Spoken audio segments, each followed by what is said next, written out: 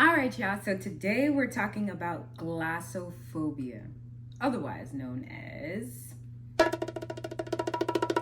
fear of public speaking.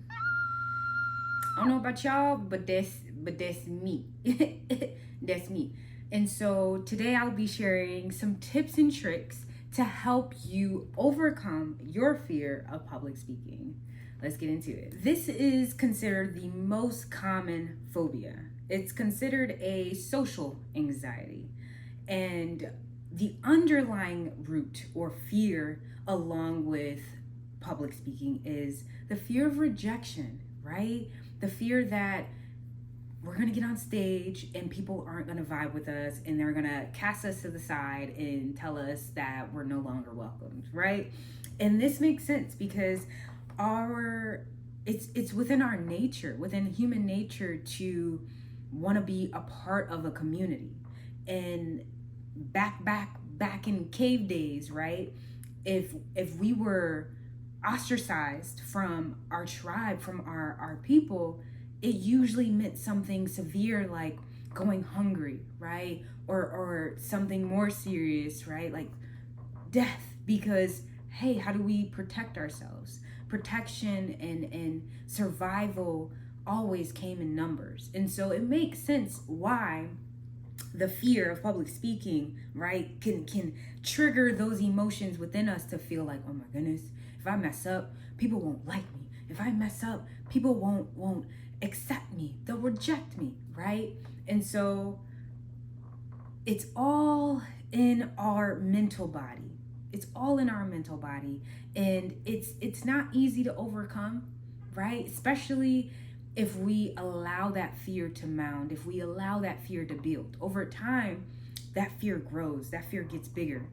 And so overcoming it is possible. I do want to say that it's very possible, very possible. And there's steps, there's tips and tricks that you can do that will help you to feel more confident, to help you feel empowered in social settings, in on stage or presenting. And here are a few that I too am trying myself and hope that you will enjoy. The first tip is changing how we think about what it means when our mind goes blank. I don't know about y'all, but when my mind goes blank in front of a crowd and in front of a group, woo, instantly I am rattled. It doesn't take long for the anxiety to mount up, and now I'm rejecting everything. Instead of trying to find my way back to my thought, I'm too worried about the anxiety that's coming up and if I've been blanking out too long, right? To us, it feels like we blank out for minutes, right? When really it's only seconds, but it's too late. The anxiety has already mounted. So overcoming our narrative around what it means for our minds to go blank, telling ourselves that this is not a detriment to us. It's a moment of pause and nothing less, right? Nothing more than just a moment of pause. And that's totally acceptable. In this moment of pause, you allow yourself a moment to breathe. A moment to say, okay, I can jump on my train of thought. This is what I was talking about. In some cases, that train of thought may just leave the station and never return, and that's okay too. And to allow yourself the opportunity to say, when the thought comes back, I'll follow up on it. And to leave it like that. You know? The second one, do not dwell on mistakes made in your presentation. Do not dwell on moments in your stage presence where you felt was underwhelming.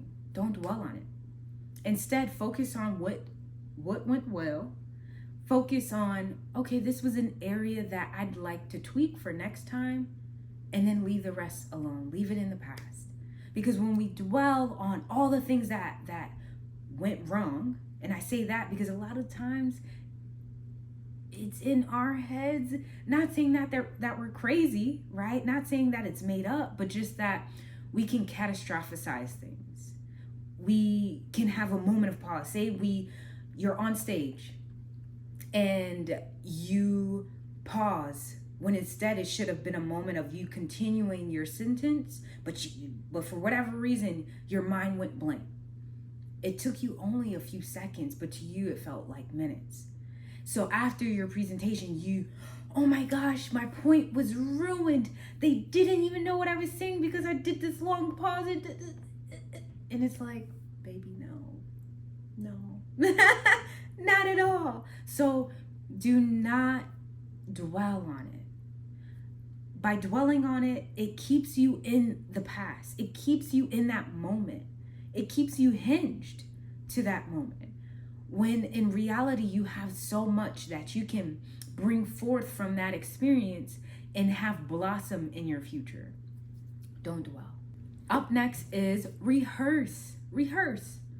This allows us to bring about confidence and to feel empowered in our message. When we take the time to practice and to go over our speech, to go over the poetry that we want to present, or to go over that presentation for work, when you practice it and you practice it with intention, meaning however you want to show up on that day of your presentation or that day that you go on stage, practice as if you are on stage. Practice it as if you are in that boardroom. How do you want to present? How do you want to feel the room? What does your body language say? When you're going along in your presentation and what are the points that will exude in your body language? Mimic all of that. Practice all of that. That will help you to build muscle memory in presenting, right? So when it does come time for you to show up, your body will naturally guide you. And that alone will bring about so much confidence, so much empowerment to know that, like, I'm supported. That it's not just a mental thing, it's a body thing, it's a spiritual thing, and I'm supported in all arenas. The next tip is to talk slowly. Speak with intention. Speak clearly. Allow yourself a pace that also helps you to manage your anxiety, right? So often when it comes to public speaking, it's very easy to get on stage, to get in front of people, and all of a sudden, you're talking real fast because, hey, I just want this moment to be over because I'm really anxious and I don't want to miss what I'm going to say, so I'm going to say it really fast so I can get to that point and... right? And then you and everybody else is like, whoa, real fast there. Slow it down. Slow it down. Slow it down. You have the time. What you have to say is valuable. People want to hear it. You too have to believe that. You have to believe that what you are sharing is of value. And when your belief is sturdy in the belief that, no, what I'm sharing will help people, will encourage people, will motivate people, will speak life into people. When you believe that, you're able to stand a bit taller, right? That alone allows you just a bit more space within yourself to say, hold on, no, this is a point that is not just for me. This point can possibly help someone. And that belief, right, can help you to, it's okay. I can take my time to breathe. I can take my time to woosah. I can take my time to speak. And this is so important. This says so much about your stage presence, right?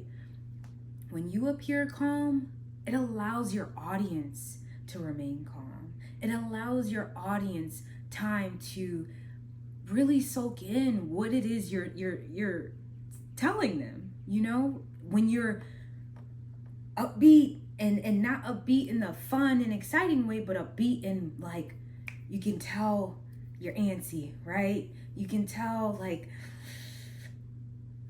it kind of induces that in your audience. And that's what we don't want, right? We want them to experience you in a way that doesn't lose translation into what you're trying to share with them. So allow yourself that space to calm your breathing and to calm your nervous system. Next up is join a group that supports building the skill of public speaking. A lot of the times, what hinders us from taking on our fear of public speaking is the lack of practice we have, right? It's a muscle. If you never work that muscle, it's gonna be slouchy, it's gonna be a little wimpy, right? And reasonably so. That's nothing to feel bad. That's facts. That's just what it is. And so to build that muscle, to feel more empowered, to feel more confident, it takes practice. So joining groups like Toastmasters. I personally joined a Toastmasters near me, and I really enjoyed it. It was such an inviting space that allowed me the support and comfortability I needed to step outside of my shell, right? To know that everyone that was there shared the same feelings that I feel about public speaking. Oh, I felt at home. I felt like, oh, this is good.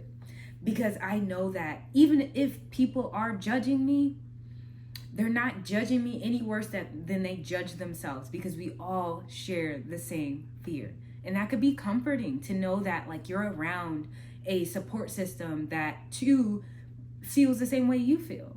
Therefore, they can help to encourage you, uplift you, and to guide you in a way that allows you the space to expand beyond your fears. So join a group. It doesn't have to be Toastmasters. It could be a group that you make yourself. Maybe you just do it with a group of friends that you really trust and feel safe around. It could be whatever, but just getting that practice. And yes, practicing by yourself is great, but being able to do it in front of people is way more impactful, because it's exactly you putting yourself in the position of public speaking, right? So get out there, practice with others, find people just like you who want to develop this skill, and trust me, they'll be there to empower you. Trust me, they're not gonna shame you or look down on you, because they too are trying to be better. Look for a group. It'll change the way you look at public speaking. The last tip, have fun. It's no secret that for those of us who fear public speaking, it ain't fun, baby. Let's just call it what it is. It ain't fun because I'm nervous. I'm sweating. I'm shaking. I'm not having fun. You know what I mean? Like, that's real. And so it helps to reshape that narrative. And to do so, again, it goes back to that practice. It goes back to doing research too. It goes to finding tips and tricks that work for you, and then applying them in real time, applying them in real scenarios. And start small. Know that you don't have to conquer your fear of public speaking by doing a huge presentation in front of 200 people. It doesn't have to start off that way. If all you can do right now is one person, beautiful. In a few weeks, do 2 people. Present in front of 2 people, and then build, but know that you are capable of doing just that. So I hope these tips help you. I want to know your story. Like, let's share, because right now, you watching this, I'm someone who fears public speaking too. I'm in the midst of conquering it myself. And these tips that I'm sharing with you, I'm applying for myself as well. There's a video I just put out on my experience of doing just that, where I shared my poetry at a poetry event, and it was my first time. I got on stage and your girl was nervous because I've never done it before. My fear of public speaking has grown. It has gotten so big. And so conquering it is taking some time. It's me chipping away at all of the fear I allowed to build over time. And by sharing this with you and by applying what I'm learning in real time, it's helping me to do just that. And I want to impart that on you as well, that you can do it. Like, it is possible. This fear does not have to be all that you ever know. Maybe it's what you've known up until this point, but going forward, you can learn, you can grow, you can reshape, reconstruct. You are capable of that. I believe in you. I hope this helps. Let me know. Chat up in the comments. I appreciate you. You got this. Seriously, you got this. All right. Bye.